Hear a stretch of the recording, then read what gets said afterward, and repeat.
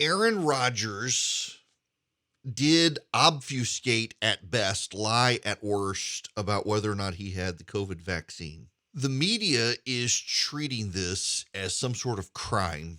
I have a theory about the media coverage we're seeing of COVID. Even now, as far removed as we are, cases are in decline around the nation.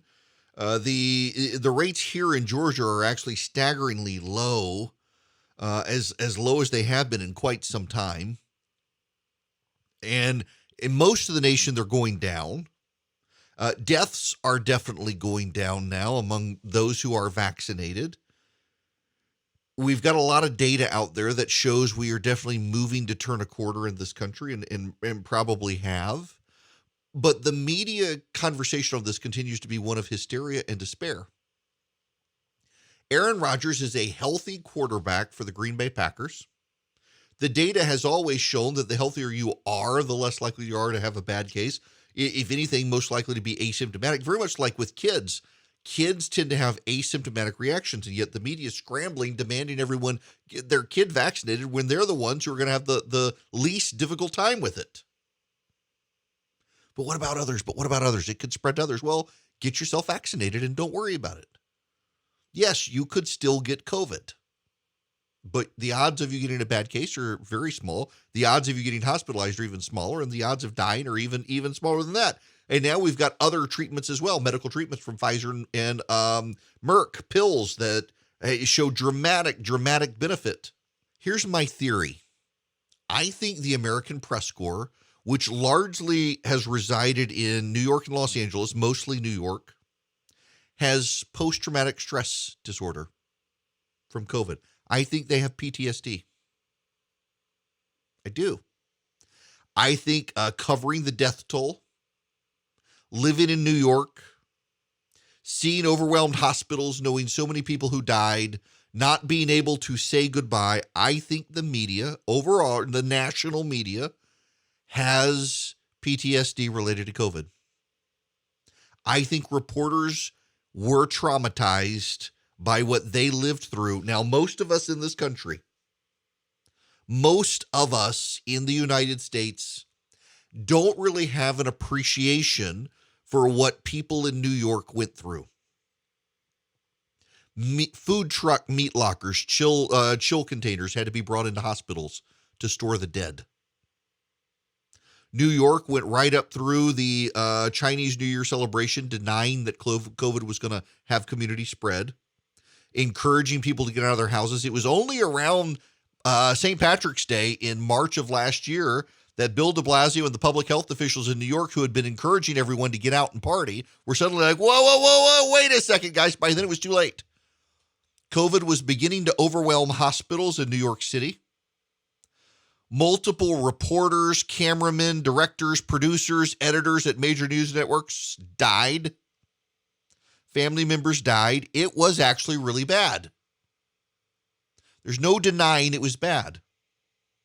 But I don't think we should deny that caused trauma to members of the press corps who report on COVID. And so they can't get beyond what happened then. The level of hysteria over Aaron Rodgers is disproportionate to what actually happened. At no point were reporters who covered Aaron Rodgers in danger of dying, particularly considering they're all vaccinated. That wasn't going to happen. But they can't move on from it. And here, this is important. They can't move on from it, and therefore they cannot let us move on from it. They will not let it go. Look at the quest now to get 5-year-olds vaccinated in the media. Matthew McConaughey is someone members of the press corps have campaigned to get to run for governor in Texas. They perceive him to be a progressive. They think he would beat Greg Abbott, the incumbent Republican governor. So it's been an open media campaign across news networks, celebrity outlets, and the like to get Matthew McConaughey to run for governor. And McConaughey had the audacity to come out the other day and say he didn't think 5-year-olds needed to be vaccinated against COVID. And scientifically, Matthew McConaughey is right. No 5-year-old needs to be vaccinated unless they have immune compromised system or other health conditions. But a normal, healthy 5-year-old, they don't need to be vaccinated. If you want to, go for it, but they don't need it. They don't need it because children are the least likely group of people to be susceptible to bad COVID. In fact, overwhelmingly, not in all cases, but overwhelmingly, kids get asymptomatic cases. You never even know they have it. Maybe they have the sniffles. That's it. And the media's like, but they could spread it to other people. They could spread it to other people. Well, get yourself vaccinated. It's one of my reasons for not being down with this idea for vaccine mandates for kids or telling parents they have to do it, because what you're essentially doing is you're forcing your kid to take a vaccine because other people won't take the vaccine. And I think it's terrible healthcare policy to force your kid to get a vaccine because the adults won't do it. This is different from the MMR because the MMR, measles, mumps, rubella, spreads rapidly through kids and has very catastrophic consequences, or can, among kids. So kids in school spreading it to other kids, you want them to have that vaccine. And by the way, the MMR wipes out those. You're not going to get those diseases except in very rare cases. With COVID, we now know it's less rare to have a breakthrough case after vaccination. They are completely different. To compare the MMR to the COVID vaccine is to not be using science but emotion.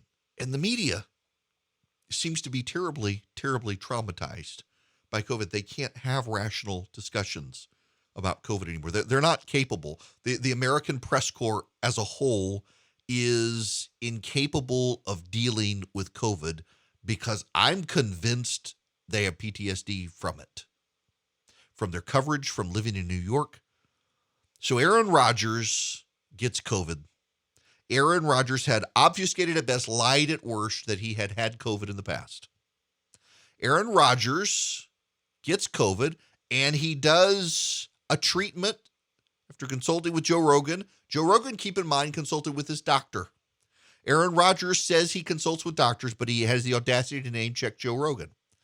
And Aaron Rodgers takes ivermectin. And I got to tell you, despite what the media says, despite what the FDA has said, I know a ton of doctors who have prescribed ivermectin, not because it's a horse dewormer, but because it has real good anti-inflammatory properties. And one of the serious problems with COVID is if left unchecked, it can cause inflammation in your lungs. And therein causes a cascading series of events that ultimately can lead to your death. And ivermectin has anti-inflammatory properties that a lot of doctors have sweared by for a very long time. And a lot of doctors have been prescribing it successfully for that. And only with the Joe Rogan situation did the media start blowing up about it, when I know doctors who've been prescribing it on their own for over a year. In fact, my niece had a terrible case of COVID, and her doctor prescribed her ivermectin for the anti-inflammatory properties, not the anti-parasitic properties, but for the side benefit of anti-inflammatories. And she felt better within 24 hours, and I'm not making that up. But the media can't handle it. They can't process it. They can't deal with it honestly, reflectively, calmly, because they're traumatized. And so I say this moving forward, given their hysterical, and it is a hysterical, unhinged reaction to Aaron Rodgers. It is a hysterical, unhinged reaction. Given the media's reaction, you should know moving forward, they're not capable of fairly, honestly, respectfully, and level-headedly dealing with this situation, because they have clearly been traumatized by it, given their work in Los Angeles, New York, major cities that were devastated by COVID.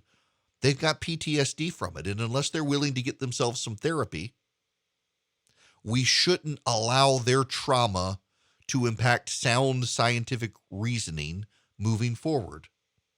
And by the way, if you are a healthy, in shape football player and you get COVID, the odds are you're going to be fine. And when you're surrounded by a bunch of teammates who are vaccinated, they're going to be fine too. And when you're interviewed by a bunch of people from the media who have been vaccinated, they're going to be fine too. No one was in danger from Aaron Rodgers in any way, shape, or form. If they were in danger from Aaron Rodgers because Aaron Rodgers was unvaccinated and did not have COVID, then they are in danger every time they get on an airplane, because an airplane can fall out of the sky. It hasn't, but it could. The same way Aaron Rodgers could have had COVID, but he didn't until now, and it was caught thanks to testing protocols. The media is too traumatized to continue honestly, fairly, objectively covering the COVID situation.